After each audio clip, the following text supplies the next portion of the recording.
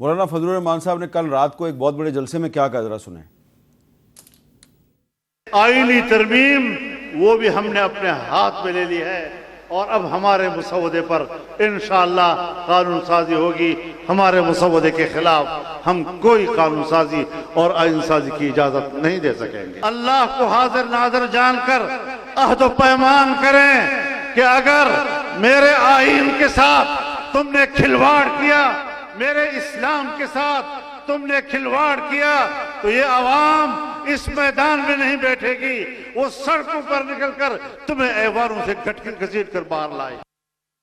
صاحب مولانا فضل الرحمان صاحب کہہ رہے ہیں کہ اگر آئینی ترمیم ہوگی تو ہمارے مسودے پہ ہوگی، اور ان کا مسودہ یہ کہتا ہے کہ آئینی عدالت نہیں بنے گی، آئینی بینچ بنے گا، یعنی کہ اسی سپریم کورٹ کے جو جج ہیں انہی پر مشتمل ایک بینچ بن سکتا ہے، آئینی عدالت نہیں بنے گی۔ تو اس کا مطلب ہے حکومت کو تھوڑا ریٹریٹ کرنا پڑے گا۔ دیکھیے میر صاحب، ہمارا مسودہ یا تمہارا مسودہ یہ کوئی معنی نہیں رکھتا۔ جب آپ کولیشن میں ہوتے ہیں، اتحادی جماعتیں آپ کے ساتھ ہیں، پھر ایک مشترکہ مسودہ ہوتا ہے۔ ہم نے وہ تیار کیا، اس پہ مولانا صاحب کو اعتراض تھا، انہوں نے اس کے اوپر کوئی ترامیم جو ہے وہ پروپوز کی، اس کے اوپر بات ہوگی، کافی حد تک ہو چکی ہے، اور ایک مشترکہ جو مسودہ ہے وہ سامنے آ جائے گا۔ اس کو ہم اپوزیشن کو بھی کہیں گے کہ آئیں بیٹھیں، آپ اپنا انپٹ دینا چاہیں تو پوری ایمانداری سے دیں، اسے بھی انکارپوریٹ کرنے کے لیے بار ایسوسیشن کے نمائندوں کو میں دوسری دفعہ کہہ رہا ہوں، آپ اپنا انپٹ دیں، ضرور انکارپوریٹ کریں گے، جو اس نظام کو بہتر بنانے کے لیے کوئی تجاویز ہیں ضرور لے کے آئیں۔ لیکن اگین آئی وڈ سے کہ مسودہ ٹھیک ہے، تاریخ غلط ہے، یہ کوئی بات نہیں ہے۔ اچھا ریاست علی آزاد صاحب، یہ جو مولانا فضل الرحمان صاحب کی پارٹی کا جو تیار کردہ مسودہ ہے آپ کی نظر سے بھی گزرا ہوگا، وہ کہہ رہے ہیں جی کہ کانسٹیٹیوشنل کورٹ کی کوئی ضرورت نہیں ہے، آئینی عدالت کی ضرورت نہیں ہے، ایک آئینی بینچ بنا لیں، اسی سپریم کورٹ کے ججز جو ہیں یہی جو نئے چیف جسٹس ہوں گے انہی پر مشتمل ایک آئینی بینچ بنا لیں۔ تو اس کے بارے میں آپ کے ساتھیوں کا اور آپ کا کیا خیال ہے؟ ہماری میر صاحب اس میں رائے یہی ہے کہ جیسے شریعت اپلیٹ بینچ ہے، یعنی فیڈرل شریعت کے کسی بھی فیصلے کو جب سپریم کورٹ میں چیلنج کیا جاتا ہے تو وہاں پہ ایک بینچ ہے جس کو شریعت اپلیٹ بینچ کہتے ہیں، وہ اپیل سنتا ہے۔ اسی طرح اگر نیچے کوئی بھی کانسٹیٹیوشنل کورٹ آپ بنانا چاہتے ہیں صوبوں کے اندر بھی، تو جہاں پہ 10 ججز ہائی کورٹ کے کام کر رہے ہیں وہاں پہ 15 کر دیں، اور 5 ججز کو وہ کانسٹیٹیوشنل میٹر سننے کے لیے ڈیزگنیٹ کر دیں۔ انہی کے فیصلوں کو جب سپریم کورٹ میں لایا جائے تو وہاں پہ بھی ایک سپریم کورٹ کے اندر کانسٹیٹیوشنل بینچ بنا دیا جائے، ڈیزگنیٹڈ کر دیا جائے، اس کے اندر بھی 5 ججز کی تعداد بڑھا دی جائے جو صرف کانسٹیٹیوشنل میٹرز دیکھیں گے۔ میر صاحب 187 ٹوٹل جو ہے کانسٹیٹیوشنل میٹرز اس وقت پاکستان کے اندر ہیں۔ پورے پاکستان کی ڈسٹرکٹ کورٹس کے اندر 25 سے 30 لاکھ کیسز پینڈنگ ہیں،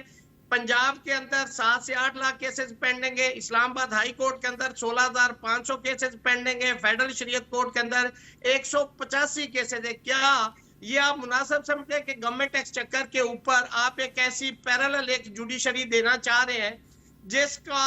سب سے جو کبات ہوگی کہ آپ 184(3) اس سپریم کورٹ سے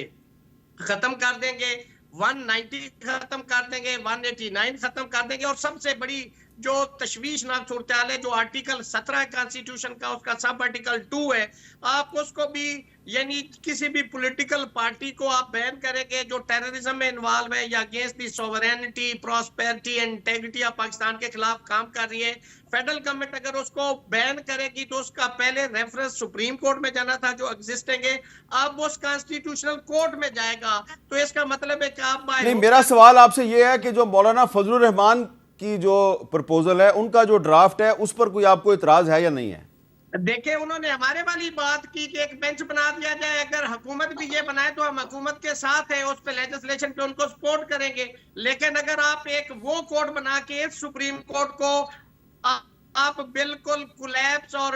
بلڈوز کریں گے تو ہم ایسی کسی بھی امینڈمنٹ کو سپورٹ نہیں کریں گے، اس کو اپوز کریں گے۔ اچھا شعیب شاہین صاحب، آپ کا کیا خیال ہے کہ جو مولانا فضل الرحمان صاحب کہہ رہے ہیں کہ ایک بینچ بنا دیں، ایک علیحدہ سے آئینی عدالت نہ بنائیں، ایک بینچ بنا دیں، ریاست علی آزاد صاحب بھی اسی کو سپورٹ کریں، آپ کا اس کے بارے میں کیا خیال ہے؟ دیکھیں ہماری لیگل ٹیم اس پہ ورکنگ کر رہی ہے، لیکن میں ذاتی طور پر اگر یہ کہوں کہ یہ بالکل ریزنیبل بات ہے کہ 5 سینئر موسٹ جو ججز ہیں یا 7 سینئر موسٹ ججز ہیں وہ کانسٹیٹیوشنل بینچ کا حصہ ہوں، اور وہ جب کوئی کانسٹیٹیوشنل میٹر آئے تو صرف وہ اس کو سنیں۔ بہت اچھی ریزنیبل یہ پروپوزل ہے، اور ہم میرا خیال ہے کہ ہماری جو اس وقت تک کی رائے ہے پروبیبلی کہ ہم اس کو سپورٹ کریں گے، اور یہ اچھی بات ہے، سوائے ان کہ ایک دو تین چیزیں ہیں جو ان کے اوپر بھی ہمارا اعتراض ہے مولانا صاحب کے مسودے کے اوپر، لیکن جو یہ امپورٹنٹ بات ہے کہ کانسٹیٹیوشنل کورٹ کی جگہ پہ کانسٹیٹیوشنل بینچ ہو جائے، اس پہ کوئی بھی اعتراض نہیں کرے گا. اور اسی طرح اس کا ایفیکٹ ہائی کورٹس میں بھی ہونا چاہیے. ہائی کورٹ میں بھی جو سینئر موسٹ 3 ججز ہیں یا 4 ججز ہیں یا 5 ججز ہیں، وہ اس طرح کا کوئی بھی آئینی ایشو آئے وہ اس کو لیں. لیکن اس کے اوپر کوئی اعتراض نہیں ہو سکتا. لیکن بات یہ ہے کہ جو مسودہ انہوں نے ماضی میں ریلیز کیا خود، اور جو بلاول صاحب نے کہا جی پہلے کچا آیا جی پکا آیا، ان کے اندر جو کچھ ہے وہ تو جو کچھ ہے وہ آپ اس کی ایک ایک شک کو اگر آپ دیکھیں، آپ آرٹیکل 8 بدلنے جا رہے تھے، لوگوں کے فنڈامنٹل رائٹس ختم. آپ آرٹیکل 199 بدل رہے تھے کہ کسی کو بھی اٹھائیں مارے. نہیں لیکن وہ تو آپ نے کریڈٹ دے دیا نا، مولانا فضل الرحمان کو کریڈٹ دے دیا آپ نے کہ انہوں نے وہ روک لیا. تو اب آپ کی پارٹی کی طرف سے کوئی مسودہ ابھی تک سامنے کیوں نہیں آیا؟ جی